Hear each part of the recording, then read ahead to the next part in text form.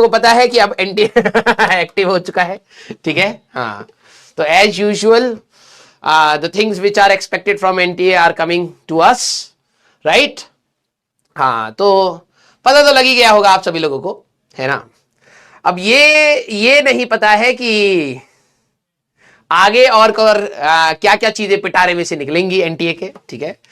मुझे तो ये लगता है यार, ये मई जून में ही बता दो ना, एग्जाम हो गया है पहले ही बता दो कि भाई इस साल ऐसे नहीं करेंगे। एग्जाम से पहले मेरे को लगता है जबरदस्ती का स्ट्रेस होता है ना।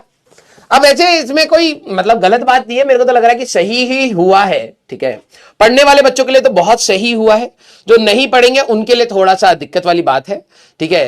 लेकिन पढ़ने वाले बच्चों के लिए तो अच्छा ही हुआ, लेकिन एग्जाम से जस्ट पहले नहीं करना चाहिए सब, है ना। हाँ, वेरी गुड, यश कुमार ने बिल्कुल सही बोला है। ये मेरा मानना है, अब हो सकता है दूसरों का भी मानना हो और हो सकता है ना भी मानना हो, पेपर कठिन आने वाला है, ठीक है। हाँ, पेपर इस बार मुझे ऐसा लग रहा है, ठीक है। जैसे कभी कभार होता है कि एक आध शिफ्ट थोड़ी सी भारी होती है, मुझे लग रहा है इस बार ओवरऑल पेपर फिजिक्स का भी कठिन आने वाला है, ठीक है। अब अच्छी बात यह होगी कि मैथ्स को थोड़ा सा लूज एंड पर करें, थोड़ा सा कम करें, फिजिक्स और केमिस्ट्री थोड़ा सा कठिन करें, ठीक है। ये अच्छी बात होगी।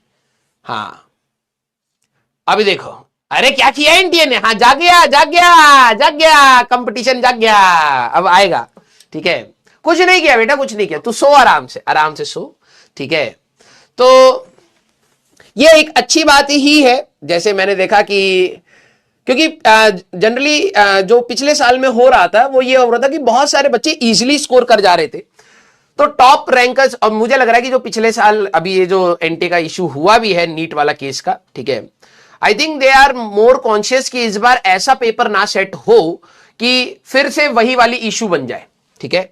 हाँ, ये वाला 1 लाख एक मतलब मैं ये बोलूं 1 लाख रैंक के, जैसे मान लो 140 मार्क्स पे अगर मान लो for example I am saying 50,000 rank आ रही है, उस पे 40 बच्चे चलेंगे, लेकिन फर्स्ट रैंक पर 40 बच्चे नहीं चलेंगे, ठीक है।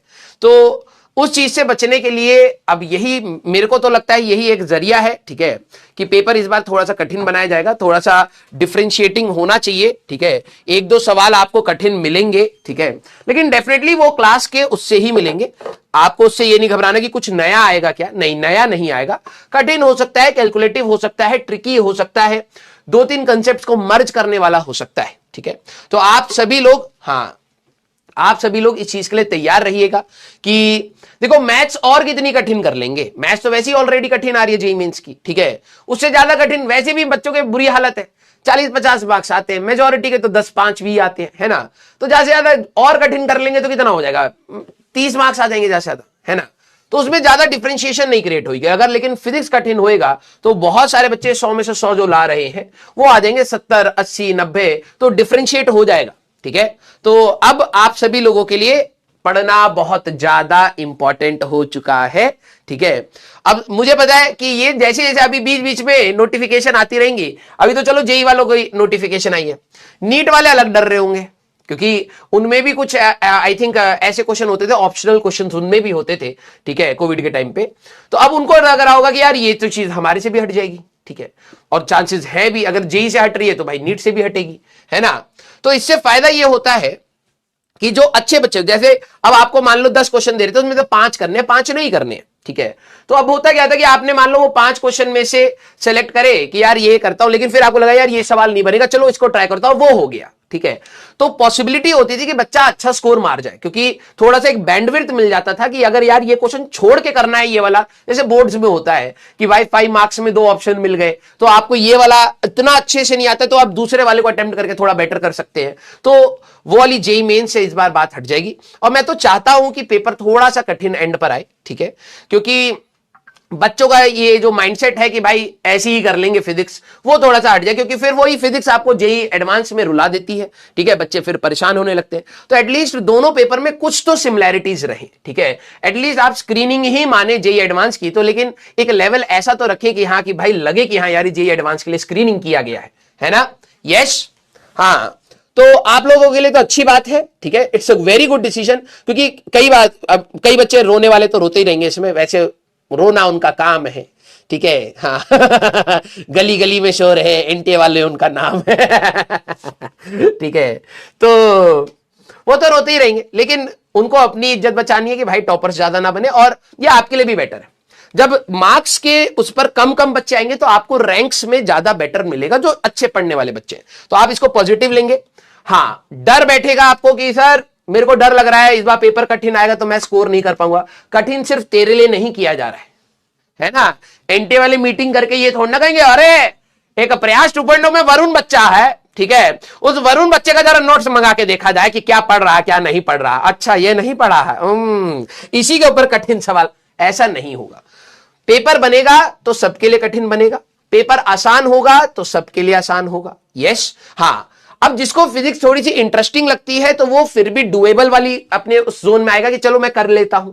तो आप सभी लोगों को अपनी प्रैक्टिस को अच्छे से करना है, ठीक है। हाँ, आपको अपना बेस्ट देना है बेटा, ठीक है। और ये अच्छी बात है कि पेपर थोड़ा कठिन आए भाई, कम ही स्कोर करो, लेकिन मार्क्स आपके मतलब परसेंटाइल आपके उसके हिसाब से कम स्कोर करो, नहीं तो सारे के सारे फुल ले आओगे तो डिफरेंशिएट कैसे करेंगे यार, हाँ या ना। अब हाँ, ये डाउट कल मेरे को भी आ रहा था कि भाई हो सकता है 1 महीने बाद वो जागे और कहें, क्योंकि उन्होंने कहा कि कोविड के टाइम पे वी गेव सम रिलैक्सेशंस। अब भाई वो रिलैक्सेशन वर्ड तो सिलेबस में भी था। मेरे को ये डर लग रहा था, ठीक है, कि भाई ऐसा ना हो कि अभी तो उन्होंने सिर्फ पैटर्न बताया है और नवंबर के एंड में आके बोले कि भाई ये रिलैक्सेशन भी हम लोग हटा रहे हैं।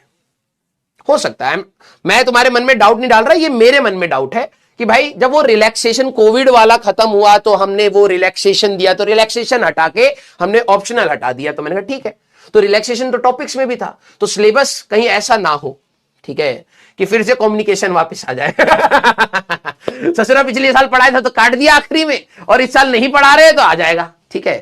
तो कुछ भी हो सकता है, ठीक है। हाँ, तो आप सभी लोग अपना आराम से तैयारी करिए।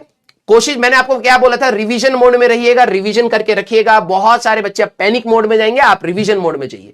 जितना अच्छे से रिवाइज करेंगे उतना अच्छा परफॉर्म करेंगे। क्लियर है क्या? यस और नो, हाँ या ना?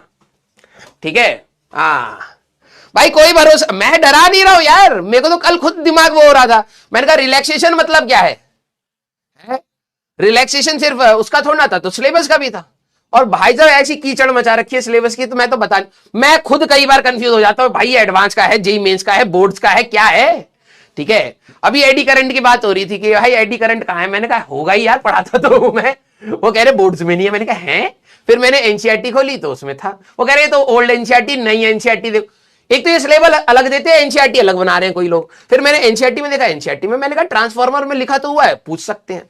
जो सिलेबस डिलीट करा था उसके तो सवाल जेई मेंस खुद ही पूछ ले रहा है। मैंने कहा भाई कीचड़ हो चुकी है, सब पढ़ाना पड़ेगा। हमें नहीं समझ आ रहा भाई क्या आ रहा है क्या नहीं आ रहा है ना? हाँ, तो भाई मेरे से मत पूछना, तुम बता देना पढ़ना है या नहीं पढ़ना, हम सब पढ़ा सकते हैं ठीक है। हाँ, क्लियर?